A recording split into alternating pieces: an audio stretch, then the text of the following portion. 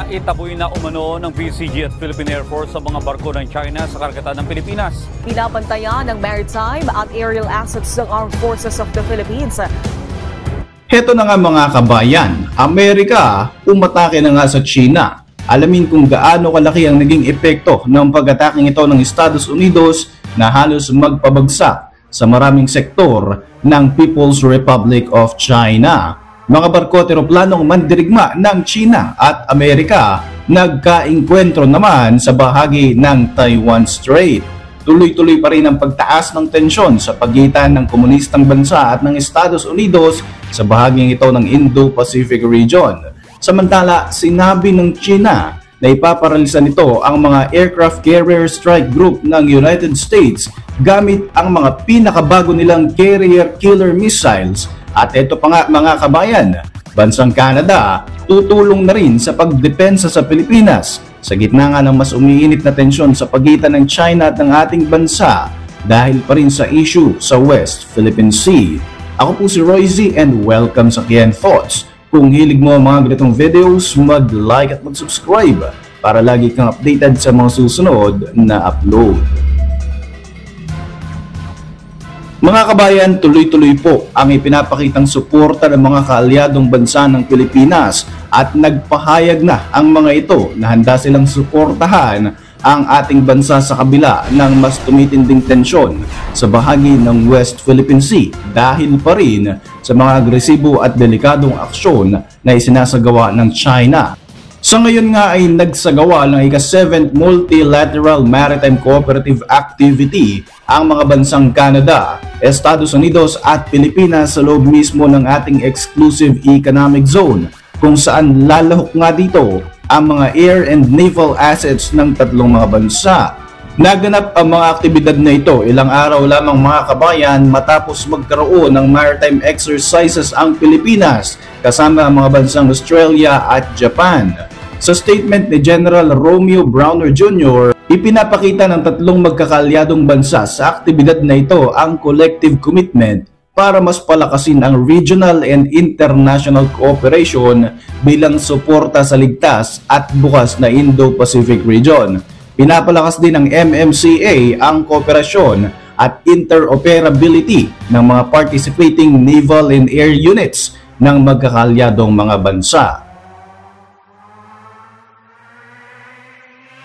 Ayon naman sa mga mambabatas ng ating bansa, sa nalalapit nga na pagkakumpleto sa Visiting Forces Agreement o VFA ng Pilipinas at Canada, malaki ang may tutulong nito para mas palakasin pa ang kakayahang pangdepensa ng Pilipinas. Habang isinasagawa naman ang multilateral maritime exercises na ito, namataan ng mga Chinese warship sa loob ng ating Exclusive Economic Zone. Ito nga yung isa sa mga pangunahing dahilan kung bakit mas napapadalas ang mga military drills ng Pilipinas kasama ang mga kaalyado nitong bansa. Sa kauna-unahang pagkakataon naman, simula nang muling maupo bilang Pangulo ng Amerika si Donald Trump, idineploy sa Taiwan Strait ang dalawang US Navy ships na talaga namang ikinagalit ng China. Ipinadala ng Estados Unidos ang guided missile destroyer na USS Ralph Johnson at ang survey ship na USNS Bowditch sa bahagi ito ng Taiwan para magsagawa ng routine North to South Taiwan Strait transit. Ayon kay US Indo-Pacific Command spokesperson Matthew Kammer, ang transit sa pagitan ng East China Sea at South China Sea ay matagal ng kalakaran kung saan mayroong freedom of navigation ang maraming mga bansa base na rin sa international law. As usual, hindi nagustuhan ng China ang aksyon na ito ng Amerika kaya naman idineploy din ng Chinese military ang Eastern Theater Command patungo sa parehong teritoryo. Ayon sa Chinese military, naka-high alert ang kanilang Navy at Air Force dahil nga sa isinagawang pagdaan ng US Navy vessel sa Taiwan Strait. Alam naman natin na matagal nang inaangkin ng China ang Taiwan na isa namang matibay na kaalyado ng bansang Amerika. Lantarang sinabi ni Chinese President Xi Jinping na handa itong kunin ang Taiwan kahit gumamit pa nga ito ng puwersa. Etong dahilan kung bakit naman naging mas madalas ang mga routine maritime activities ng US Navy sa bahaging ito ng Taiwan para ipakita ang suporta sa karapatan ng kanilang kaalyadong bansa. Dito nga ay nagkaroon pa nga ng close encounter ang mga Navy vessels at mga Air Force unit ng China at ng Amerika. Ayon pa nga sa Beijing, ginagawa daw nila mga ganitong aksyon para masigurong mapapanatili nila ang kaayusan at katahimikan sa Indo-Pacific region. Sinabi naman ng Taiwan's Defense Ministry na nadetect nga nito ang 7 People's Liberation Army ship at halos nasa 30 warplanes ng China na paikot-ikot sa kanilang teritoryo. Dahil naman sa mas tumataas nga na tensyon sa pagitan ng China at US, mas binibigyang prioridad ng Beijing ang pagpapalakas ng kanilang military capability. Noong 2024, nagsagawa rin ng Chinese military ng strike simulation gamit ang kanilang anti-ship missiles at ang mga hard-to-intercept hypersonic missile weapons target ang mga US Navy vessels. Sinabi ng dating US Defense Secretary na si Lloyd Austin na ang giyera kontra sa China ay nalalapit na, talaga namang hindi na nga raw maiiwasan. Ang dalawang superpower countries na ito ay parehong nag-aambisyon na magkaroon ng malawak na impluwensya sa bahagi ng Indo-Pacific region. Dahil sa banta ng pagsakop ng China sa Taiwan, malaki ang posibilidad na mauwi nga sa malawakang digmaan ng mga tensyon at kaguluhan na nagaganap ngayon sa ating mundo.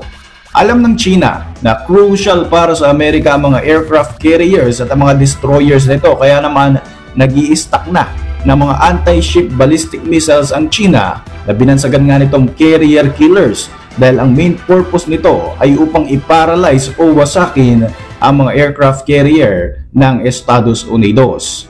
Samantala mga kabayan, ayon sa report ng Global Times, nagkaroon ng sunod-sunod na pag-atake ang Amerika sa China na talaga namang malaki ang naging pinsala sa komunistang bansa. Isang report mula sa Chinese cybersecurity firm ang lumabas at nagsasabing nagsagawa ang Estados Unidos na aabot sa 1,300 Advanced Persistent Threat o APT attack sa 14 key sectors ng China noong 2024. Sinasabing ang APT organization sa likod ng mga pag-ataking ito ay 13 primary organization ng US na nag-ooperate sa bahagi ng South Asia, Southeast Asia, East Asia at North America. Kasama di umano sa mga tinarget ay ang mga government agencies, education facilities, scientific research, national defense and military industry at maging mga transportation sectors ng China. Ilan nga sa mga 13 identified APT organization mula sa East Asia ang sinasabing pinaka-aktibo at ito nga ay ang APTC-00 o Ocean Lotus at ang APTC-39 CIA o Central Intelligence Agency ng Estados Unidos na nagsasagawa di umano ng pag-espiya sa China at maging sa ibang kalaban nitong mga bansa. Lumabas noong nakaraang taon ang ebidensya na tinarget ng mga pag-atake ng CIA ang defense and research-related objectives ng China. Naging mastermind ng Amerika sa pagsasagawa ng mga cyber attacks sa China sa mahabang panahon habang nagpe-playing victim pa daw ang mga ito sa espionage mula naman sa Beijing. Ayon yan sa isang Chinese cybersecurity firm. Sa kasalukuyan mga kabayan, nagbabatuhan ng mga patutsada at nagbibintangan ng mga bansang ito. Kasabay naman ito ang pagde-deploy nila ng mga pangmalakasang fighter aircraft at maging mga Navy vessels na talaga namang nakakabahala sapagkat isang pagkakamali lamang ay maaari nga itong mauwi sa isang malawakang digmaan na talagang makakaapekto sa maraming mga tao. Para sa inyong mga reaksyon, mag-iwan lang ng komento sa ibaba ng video na ito. Para manatiling updated sa ating mga susunod na upload, siguruing mag-subscribe. I-like mo na rin ang ating mga videos bilang suporta. Muli, ako po si Roy Z at maraming salamat sa patuloy na pagsubaybay sa ating channel.